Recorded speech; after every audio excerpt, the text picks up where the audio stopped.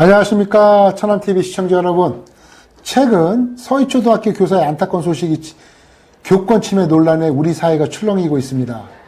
천안 지역에서도 교권 회복과 학생들의 올바른 교육 지도에 늘 애쓰시는 두 분을 모시고 교사, 학생, 학부모 간의 갈등을 알아보고 해법을 찾아보도록 하겠습니다. 최재형 교사노조위원장님, 서울, 경기, 충남, 전북, 제주 등 7개 지자체에서 인권조례가 시행하고 있는데요. 말씀대로. 그런데 교육부 실태조사에 따르면 교권 침해 사건이 3,035건 중에 1,831건이 약 60%를 차지하는 학생 인권 조례를 시행하는 지역에서 발생됐다고 통계조사가 나오고 있어요. 그런데 또 교사들은 학생 인권 조례가 아닌 아동 학대 범죄에 관련한 처벌법을 개정하는 것이 교권 추락의 개혁 방안이라고 또 외치고 있거든요. 왜 교육부와 일선 교사들의 개혁 방안이 제각각 틀릴 걸까요?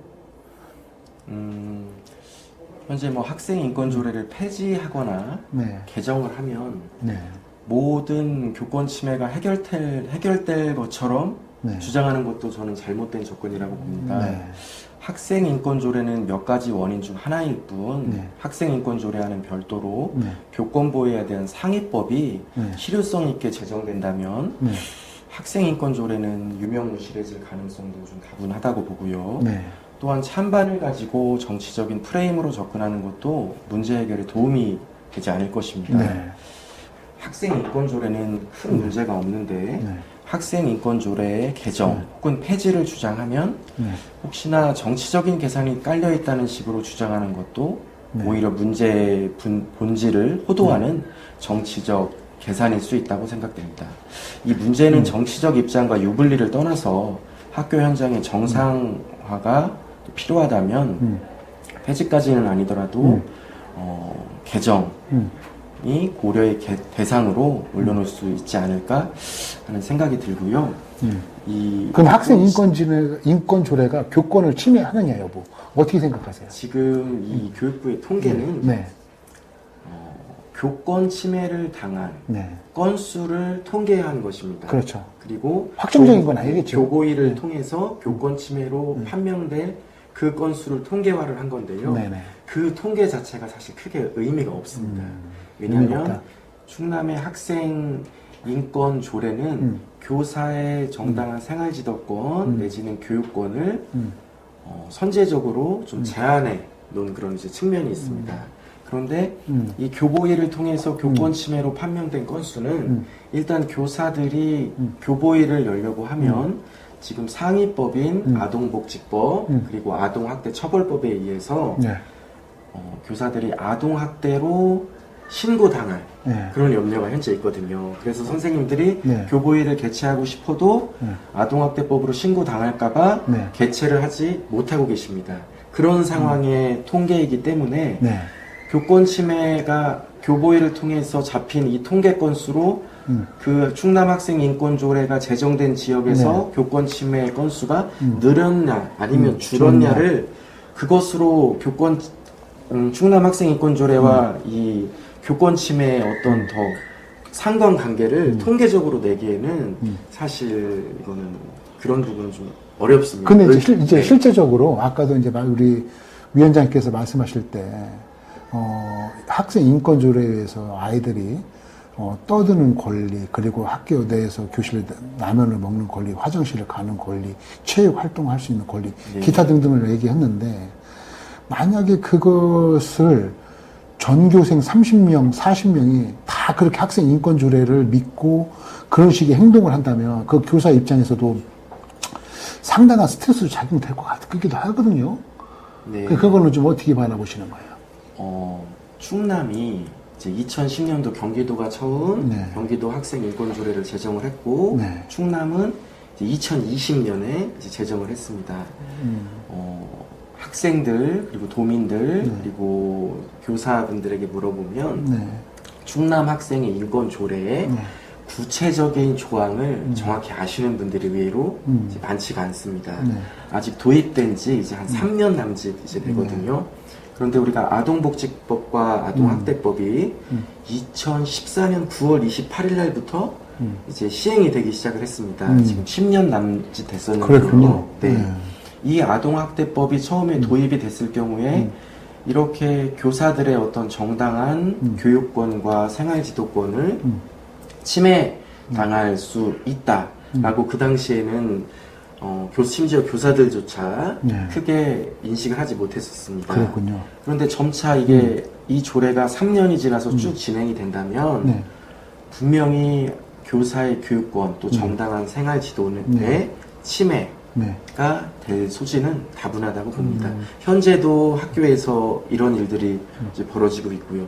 지금 중학교 같은 경우에 학교에 가보면 학생들이 사물함이나 책상에 쿠션이 하나씩 다 있습니다. 심지어 쿠션에 팔을 낄 수 있는 그런 쿠션이 있습니다. 학생들이 수업 시간에 대놓고 잡니다. 하지만 교사들이 제재를 할 수 없습니다. 학교 인권, 학생 인권 조례 때문에. 그리고 이 조례에 의하면 그 제3장 2절 제41조에 보면 학생 인권 침해 사안의 정리라는 그런 이제 조항이 있습니다. 여기에 보시면 학생 인권 옹호관은 사건을 조사 후 인권 침해가 있었다고 판단한 경우에는 가해자, 관계인 교육감에게 다음 각호의 사항을 공고할 수 있다고 되어 있는데요. 여기에 보시면 3번에 학생 인권 침해 책임 있는 사람에 대한 대부분 교사가 되겠죠. 주의, 경고, 징계, 인권교육 등 적절한 조치를 취할 수 있다고 되어 있습니다. 학생 인권 조례의 이 조항을 교사가 지키지 않았을 경우에 징계를 당할 수 있는 조항이 여기 명시되어 있습니다. 그렇군요. 그러면은 일단은 교육부와 달리 일선 교사들은 아동 학대 범죄에 관한 처벌법을 개정하자고 하는 거거든요. 네, 맞습니다. 그럼 개정안을 하자면 구체적으로 어떤 내용인가요, 이게? 네, 지금 여러 국회의원분들께서 개정안을 지금 발의를 해주시고 계신데요. 제가 구체적인 개정안 내용을 말씀드리겠습니다. 잠시만요.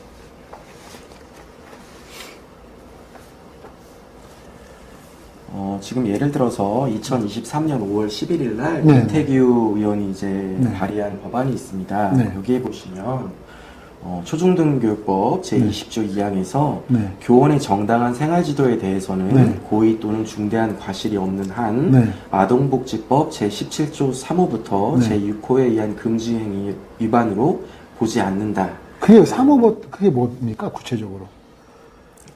아동복지법 몇 조부터 몇 호? 3호부터 몇 호죠? 아동학대법 6호까지? 아동복지법에 의하면 아동학대 유형은 크게 이제 4가지가 있습니다. 그 학생의 아동에 의한 정서적 학대, 신체적 학대, 성적 학대, 그리고 방임 및 유기, 그게 4가지 조항이 있는데요. 특히 이 교사들이 정말 어려워하는 건 정서적 학대라는 조항입니다. 여기서 정서적 학대라는 것은 너무 막연하고 또 불분명합니다. 예를 들어서 학교에서 아동이 교사의 말로 인해서 또는 교사의 행동, 지도에 의해서 마음의 상처를 입으면 그냥 정서적 학대로 신고가 되고 있습니다. 그래서 수업 중에 학생들이 딴짓을 하거나 수업에 제대로 참여하지 않을 경우에 심지어 훈계 내지 지도도 할 수가 없습니다. 모든 학생이 있는 데서 특정한 학생을 훈계를 할 경우에 마음의 상처를 입었다는 이유로 정서적 학대로 아동학대로 신고를 당하는 일이 비일비재합니다, 현재. 그러면 중대한 그런 과실이 없거나 고의적 과실이 없으면 처벌하지 않는다는 얘기거든요. 그럴 때 한 가지만 더 여쭤볼게요. 신체적 학대도 있잖아요. 신체적 학대도 있는데 신체적 학대라는 거는 체벌권을 허용하자는 소린가요? 아니요. 여기서 교사들이 이해하는 것은 제가 말씀드린 건 정서적 학대로 말씀을 드렸죠. 신체적 학대로 인한 어떤 그런 아동 학대일 경우에는 당연히 교사가 극소수의 교사가 잘못을 했을 경우에는 법에 의해서 이제 처벌을 받는 것이 마땅하다고 합니다. 그런데 현재 지금 교사들이 이제 아동 학대로 이제 신고가 된 이 건수를 보면 참 이제 기가 막힌데요. 제가 그 통계를 조금 말씀드리겠습니다.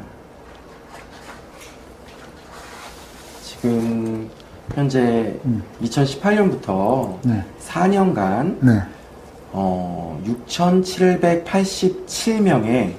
그 교사들이, 교직원들이 아동학대 처벌법에 따라서 아동보호 전문기관 또는 지방자치단체로부터 2018년, 19년, 20년, 21년 이렇게 4년 동안 6,787명이 아동학대 사례로 판정이 됐습니다.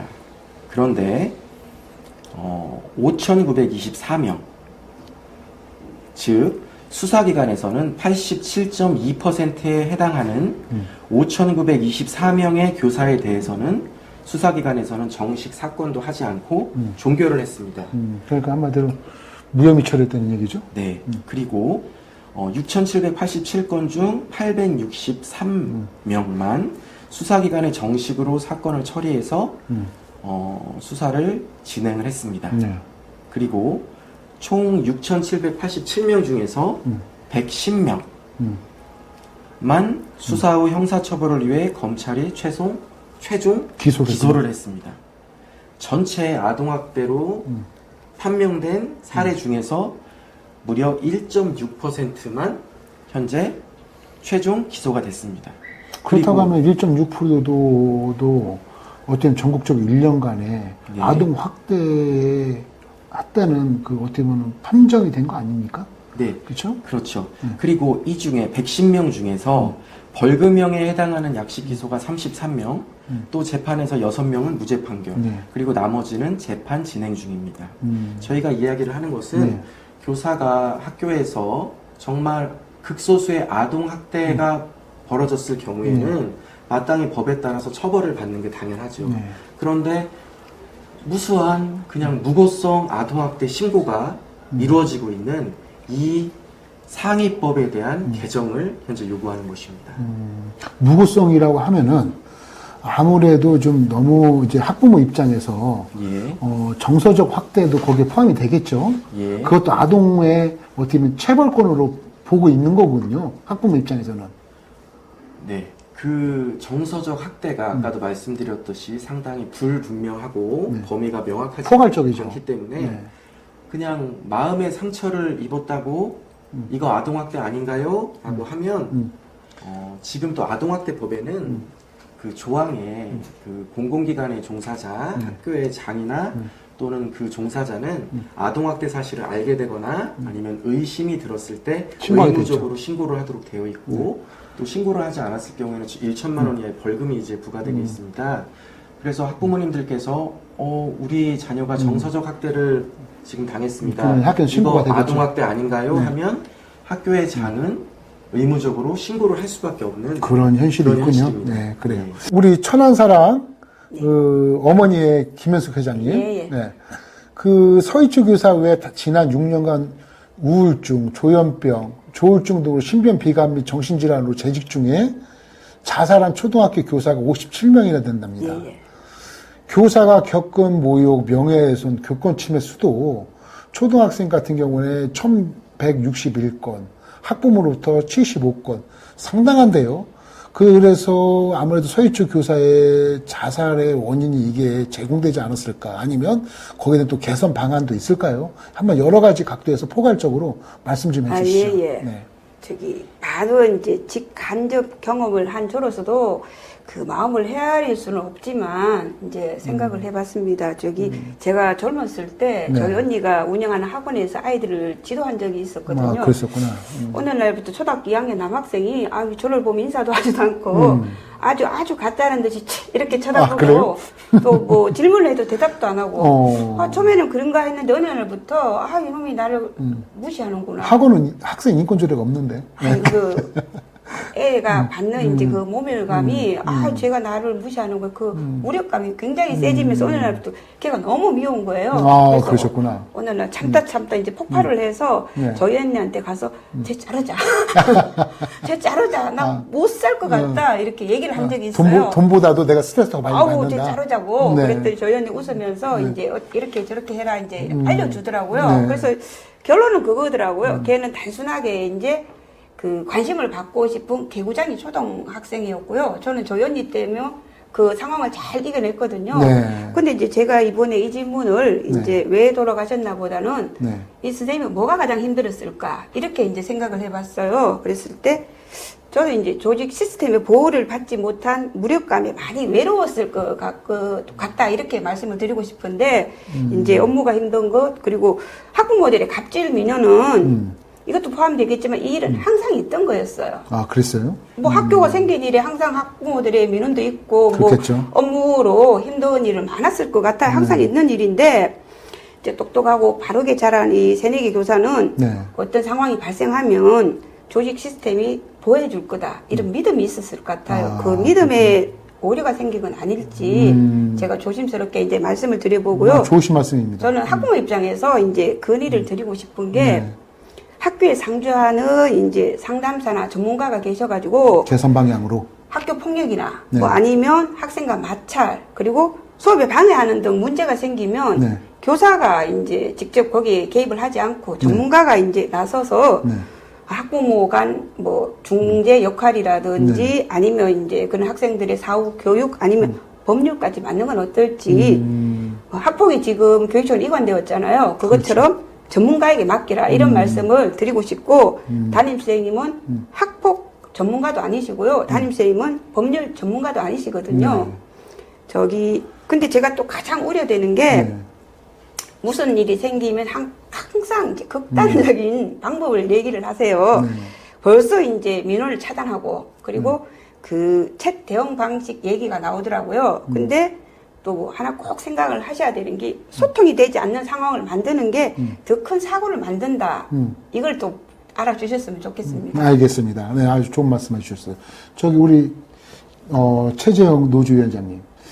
그 서희초 교사가 이번에 자살을 하게 된 원인은 물론 뭐 다른 정확한 이유는 경찰 발표도 없고 아직까지 판명된 건 없어요. 그런데 의외로 우울증이라든지 조현병이라든지 조울증이라든지 이런 병명을 앓고 있다가 이런 정신질환 때문에 보호를 못 받고 자기가 극단적인 선택을 한 건 아닐까 그런 의혹도 있거든요. 그거에 대해서 좀 어떻게 생각하세요? 네. 혹시 개선 방향까지 있다고 하면 말씀 좀 해주십시오. 이 질문은 네. 지금 사망하신 서희초 선생님에 네. 대한 정확한 경찰 수사 결과가 네. 현재 나와 있지 않기 때문에 그렇죠. 이런 어떤 뭐 추측을 네. 해서 이야기를 하는 것은 상당히 이제 조심스러운 네. 부분이긴 하지만 저희 교사노조 연맹에서 네. 스승의 날 올해 2023년도 스승의 날을 맞이해서 전국에 계신 선생님들을 대상으로 설문조사를 실시한 게 있습니다. 네. 또 이 중에는 충남 선생님들께서도 네. 설문조사에 응답을 해주셨는데요. 전체 11,371명 중 질문 문항에 최근 5년간 그 선생님의 교권 침해 상황 관련 질문을 드렸었고요. 네. 이 중에서 교권 침해로 정신과 치료나 네. 상담을 받은 적이 있는지 네. 질문을 드렸는데 그 중에 무려 전국적으로 26.59%, 충남은 23.43%가 교권 침해로 인해서 정신과 치료나 또는 상담을 받았다고 설문 응답을 해주셨습니다. 우선적으로 선제적으로 보면 예. 정신질환이 있었던 게 아니라 교권 침해로 네. 정신질환이 그렇죠. 왔다는 거죠. 네, 네. 이런 분들이 4분 중 1분이나 네. 계셨었고요. 그리고 또 교직원들, 교사, 교장, 교감 선생님을 포함해서 전체 자살률을 보면 2016년도부터 2021년 사이에 6년간 재직 중 자살로 사망한 유초중 고교, 교사, 교원이 총 76명으로 전체 사망자 687명 중 무려 11%에 달하는 것으로 지금 조사가 되었습니다. 네, 그러면은 그 정신질환이라는 판명을 받았는데 네. 치료를 받은 교사 수는 없나요? 혹시 치료를 받거나 아니면 개선되거나 호전이 대한 그런 통계 자료는 없나요, 혹시? 지금 이것에 대한 이제 구체적인 통계 자료는 현재 지금 없는 그렇군요. 상황이고요. 네. 아마 뭐 교육부 차원에서도 또 조사할 예정에 네. 좀 있는 걸로 알고 있습니다. 어쨌든 간에 그 교권 침해로 인해서 그 정신적인 문제까지 발생했다는 수는 네. 상당하군요. 네, 그렇습니다. 그래서 이게 어떤 개인적인 어떤 정신질환으로 인해서 뭐 사망을 했다. 그런 이제 추측보다는 이 통계에 의하면 선생님들이 교권 침해로 인해서 정신과의 치료나 상담을 받으시는 분들이 무려 4분 중 1분이나 되신다. 이렇게 치료를 받고 상담을 받으시면서도 정상적으로 학생 교육을 학교 현장에서 하고 계시다. 이렇게 말씀드리겠습니다. 근데 이제 어떻게 보면 이제 그분들 입장에서는 정신과를 이제 그 치료도 받고 약물도 이제 뭐 드셨을 거고 여러 가지 이제 그러면서 이제 호전된 사항도 있을 텐데 네.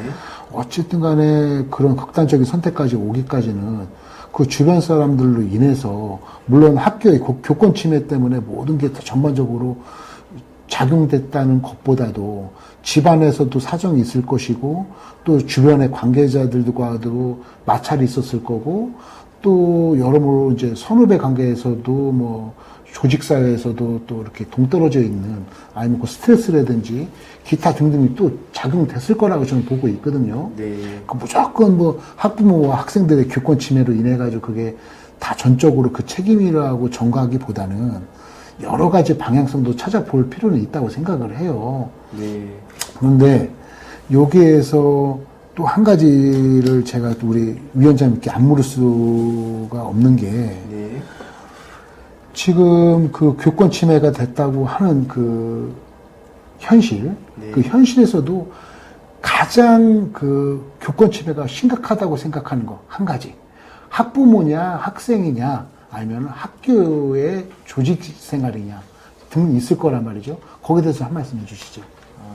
일단 아까 지금 그 서희초 선생님의 사망 원인에 대해서 네. 그 부분에 대해서 사망하시기 약 2주 전에 네. 그 유족의 동의를 받아서 일기장이 공개가 됐는데 이 네. 내용에 의하면 업무 폭탄 더하기 그 학생의 난리가 겹치면서 모든 게 다 버거워지고 돕고 싶다는 생각이 마구 들었다. 숨이 막혔다라는 일기장이 공개가 됐고요. 아, 그랬군요. 네, 그래서 이것을 바탕으로 일기장에 직접 이 선생님께서 직접 쓰셨기 때문에 저희가 정확한 경찰 수사 결과가 나오지는 않았지만 예상할 수 있는 게 업무적인 어려움, 그리고 학생의 어려움, 그리고 서희초 선생님들의 이제 증언에 의하면 이 학생의 학부모님으로부터 수십 통의 전화를 민원 전화를 받았다. 이런 이제 그 제보가 또 있었고요. 근데 일기장에는 수십 통화의 제보나 그 민원 전화를 받았다는 얘기는 없잖아요. 일기장 공개가 안 됐지만 그 같은 학교에 근무하시는 동료 선생님들의 이제 증언은 그렇다고 합니다. 근데 이건 그런데 확정 발표가 아니기 때문에 그렇죠. 뭐 근데 또 이런 일기장도 내용이 있잖아요. 남자와의 실형 관계 때문에 그런 문제 때문에도 좀 아주 비관했다는 그런 기사도 나왔습니다. 조금 궁금한 게 의아한 게 유족이 공개한 일기장이 아닌데 그게 어떻게 그런 추측성 보도들이 어떻게 나왔는지 그런 부분이 좀 저는 의아하고 좀 궁금한 부분이고요. 정확한 부분은 이제 경찰 조사를 통해서 그렇죠. 밝혀질 것이라고 생각이 듭니다. 그래요. 아까 사회자님께서 또 마지막 질문하셨던 게 구체적으로 다시 한 번만 이제 있어요. 교권 침해 중에서도 가장 심각한 교권 침해가 어떤 거냐 한 가지를 꼽는다면 우리 그 위원장님께서 그거를 얘기를 해주셨으면 좋겠다. 네. 저희가 7월 26일부터 저희 충남교사노조 조합원 선생님을 대상으로 교권 침해 사례를 제보를 받고 또 설문조사를 또 실시를 했습니다. 그 중에서 퍼센트로 말씀을 드리면 지금 총 218명의 선생님께서 뭐 99%가 218명 중 216명이 교권 침해를 당한 적이 있다고 선생님이 설문에 응답을 해주셨고요. 이 중에 그 유형별로 나누자면 학부모의 악성 민원과 폭언 및 폭행이 이 중에 32.7%, 그리고 학생의 생활지도에 대한 불응이나 고의적, 지속적 수업 방해가 33.1%, 학생의 폭언, 폭행, 성희롱이 15.5%, 그리고 그 밖에 학부모의 무고성 아동학대 신고 및 협박이 5.7%, 관리자의 갑질 등이 10.2%로 이렇게 조사되었습니다. 아, 그렇군요. 예. 여하튼 간에 교권 침해라는 자체에 대해서는 어쨌든 간에 그 자기 혼자만이 판단을 할 수밖에 없거든요. 이게 교권 침해냐, 교권 침해가 아니냐. 그 부분에서는 교사 입장의 개인 주관적인 생각으로 판단할 수밖에 없기 때문에 이거를 확정적으로 짓기 위해서라도 말 그대로 우리 김현숙 회장님께서 말씀하신 대로 법률 전문가라든지 정신과 의사라든지 그런 분들로 구성된 학교 TF팀이 좀 구성이 돼야 되지 않을까 그런 생각도 한번 해보게 됩니다. 그래서 아무튼 여러모로 이렇게 오랜 시간 동안 장시간 동안 토론을 해주신 어쨌든 간에 두 분께 너무 감사드리고요. 시간 관계상 아쉽게도 여기서 끝마쳐야 될 것 같습니다. 다음에 시간이 된다면 이 두 분을 다시 한번 모시고 진한 토크를 한번 찾아뵙겠습니다. 예, 감사합니다. 네, 고맙습니다. 네.